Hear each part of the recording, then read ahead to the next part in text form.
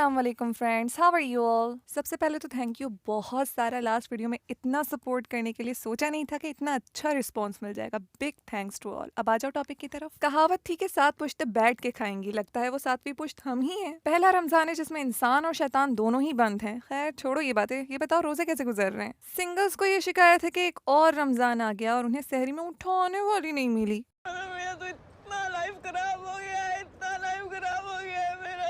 और जिनकी जानो मानो हैं उनमें से कुछ मौसमी मुसलमान तो रमजान का चांद नजर आने के बाद अपनी मसनूई चांद से चांद रात तक दूर रहने की ठान चुके हैं। अब ना मोहब्बत की बातें होंगी, ना थाना थाने वाला सवाल होगा, ना वफा का जिक्र होगा, ना शेरो शायरी होगी, ना कॉल्स पे लंबी बातें होंगी और ना किसी से मजाक होगा। अब जो भी होगा रमजान बाद होगा। कहाँ है मेरी तस्बीह? और ये सोच के सोशल मीडिया से गायब हो जाते हैं। उन्हें बाद में ये कहा जाता है कि शैतान कैद हो गया था। लोग कुछ तो कहेंगे, वरना जिंदा कैसे रहेंगे? और जो नमूने ये दूरी बर्दाश्त नहीं कर सकते हैं उनकी जहरीली बातें कुछ इस तरह की होती हैं। जानू हम ना मगरिब के बाद बात किया करेंगे। और मगरिब होते ही इन लाइलाज अजूबों के ऐसे प्यार भरे वाहियात मैसेजेस शुरू हो जाते हैं कि जिसे कोई नॉर्मल बंदा देख ले तो उसकी आंखें ही चुंधिया जाएं। बेबी आपने रोजा कहाँ रखा था? जानू आपके ससुराल में।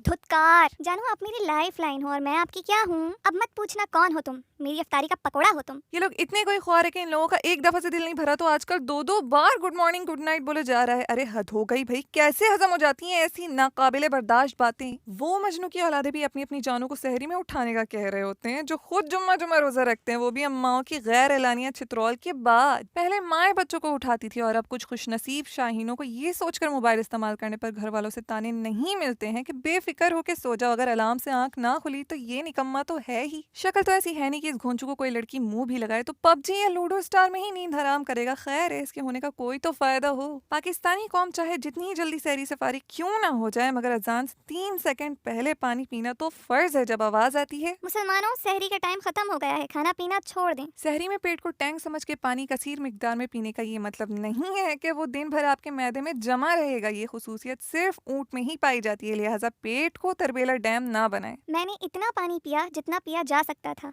फिर भी सहरी खत्म होने से 5 सेकंड पहले कितना पिया जा सकता था?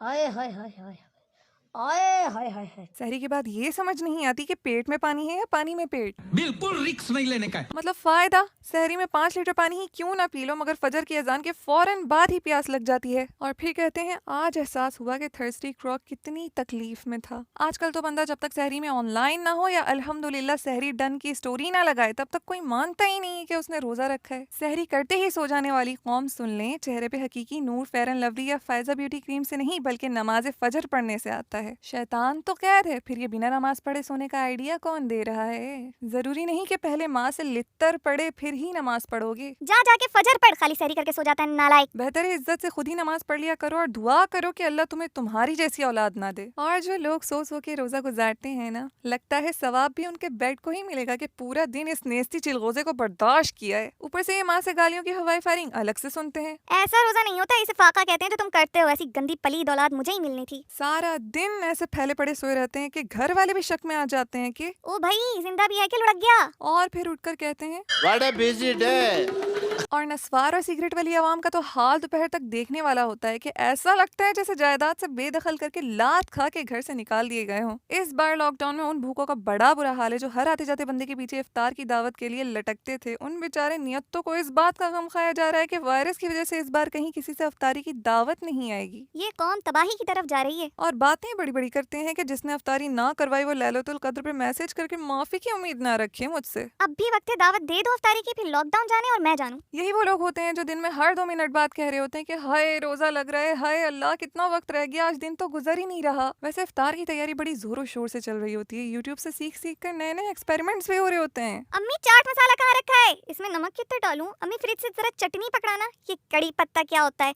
ये यूट्यूब पे तो कुछ और दिख रहा है और यहाँ कुछ और। चल निकल बाहर, किचन से मैं खुद ही बना लूंगी। और इकबाल के आला दर्जे के निकम्मे और सुस्त तरीन शाहीनों से गुजारिश है कि आसमान से जमीन पर आकर किचन में माँ बहन के साथ इफ्तार बनवा दिया करो, शान में कोई कमी नहीं आ जाएगी। ये अगर फ्रूट चाट भी बनाने लगे तो कहीं ना कहीं कट लगा बैठते हैं और फिर इन ड्रामेबाजों के ख्यालात कुछ यूं होते हैं। काश कोई प्यारी सी लड़की स्लोमो में बाल उड़ाती दौड़ती हुई आए, मेरा हाथ थामे और घबरा के कहे, हाय मैं मर गई, ध्यान से काटा करे ना। और होता क्या है, माँ से एक चपेड़ खाने के बाद बेइज्जत हो रहे होते हैं इतना बड़ा गधा हो गया है और अभी तक फल काटना नहीं आया। और उस पे भी कहते हैं हट जा, तेरे भाई ने आज बहुत काम किया है। वैसे फ्रूट चाट का भी अपना ही हिसाब है, जब बनाओ तो कुछ नजर आता है और थोड़ी देर बाद कुछ। फ्रूट चाट से याद आया, रमजान में हर चीज की कीमतें आसमान छू रही हैं। अब देखो ना, जिस दही वाले को सारा साल कोई याद नहीं करता है वो रमजान में वजीर खजाना बन जाता है। पहले जो फल 70 रुपए किलो था वो अब माह रमजान की बरकत से 140 का हो गया है। लीमू 600 रुपए किलो हो गए हैं, जबकि 1000 लीमुओं की ताकत से बना लेमन मैक्स अब भी 25 रुपए का। वाकई रमजान में हम लीमू को इतना नहीं निचोड़ते हैं जितना लीमू ने हमें निचोड़ दिया है। रेट ने बरकत हमसे ज्यादा समेट ली है। इफ्तार से 1 घंटा पहले अगर किसी से कोई काम का हो तो वो ऐसे देखता है जैसे उससे गुर्दा ही मांग लिया हो। ये सिर्फ हमारे यहाँ ही होता है कि सबका यही मसला है कि ठीक इफ्तार के वक्त किसी न किसी फर्द का बीपी हाई हो जाता है या मीटर शॉर्ट हो जाता है। इफ्तार के वक्त वैसे ही भूख से इनका मुंह पिचका हुआ होता है और ऊपर से इनकी माएँ ये कहकर और जख्मों पे नमक छिड़क देती है, बेटा दुआ मांग लो, और दुआ ने तो इन्हें पहले ही ब्लॉक कर रखा है। अगर सहरी के वक्त अजान हो, ये हमारे मस्जिद की अजान तो नहीं थी,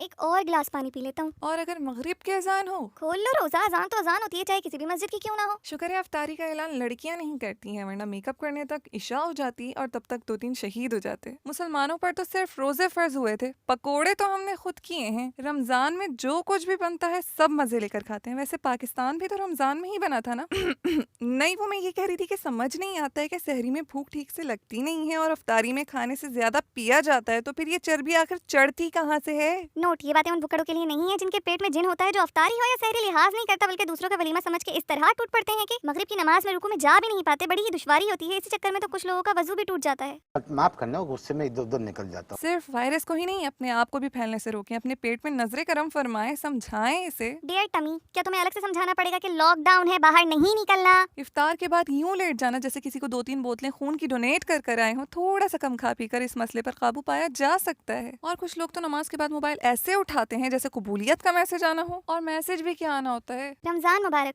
खैर मुबारक, दुआओं में याद रखना, मेरे जिक्र का जुबां पे सुवाद रखना। ओ भाई क्या कर रहा है? रोजा खुलते ही एक से बढ़ के एक नमूने भी खुल जाते हैं। और बता जानी, रोजा किससे खोला? अब इस पे बंदा क्या बोले, स्क्रू ड्राइवर से। ये सवाल तो हटा देता है। और भाई कितने रोजे रखे?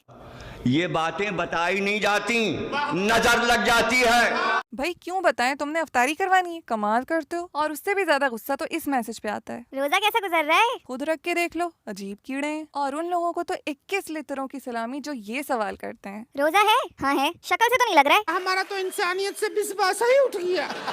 और एक तो ये तोतले। मेरी जानू ने अफ्तारी किया। क्यों बे, तूने बर्तन धोने? बेचारी गर्ल्स जिनकी सहरी और अफ्तारी के बर्तन देख के ही हालत जवाब दे जाती है। मुझे तो ऐसा लगता है कि हमारे बर्तनों ने बच्चे दे दिए हैं, धोते जाओ दोबारा पैदा हो जाते हैं। अगर गर्ल्स के पास अलादीन का चिराग होता है ना, तो इस वक्त बर्तन जिन धो रहा होता। इफ्तार बनाने से डर नहीं लगता साहब, उसके बर्तन धोने से लगता है। आजकल लड़कियों की डिमांड, लड़का चांद तारे तोड़ने वाला नहीं बल्कि सहरी के बर्तन धोने वाला चाहिए। और जो लोग तरावी में 8 रकातों के बाद अंडरग्राउंड हो जाते हैं उनका भी अपना ही लेवल है। हर गुनाह के पीछे शैतान नहीं होता, यही बताने तो रमजान आता है। मांग लो गिड़गिड़ा के खुदा से, अभी मगफिरत सस्ती है। कहते हैं रमजान में रब की रहमत बरसती है। और क्या पता अल्लाह को तुम्हारा सब्र इतना पसंद आ जाए कि तुम्हारी चटमंगनी पट ब्याह हो जाए। चलो भाई आज के लिए बस इतना ही। अब इजाजत, दुआओं में याद रखना। मुलाकात होगी नेक्स्ट वीडियो में, तब तक के लिए अल्लाह हाफिज, टाटा बाय बाय, फी अमानिल्लाह।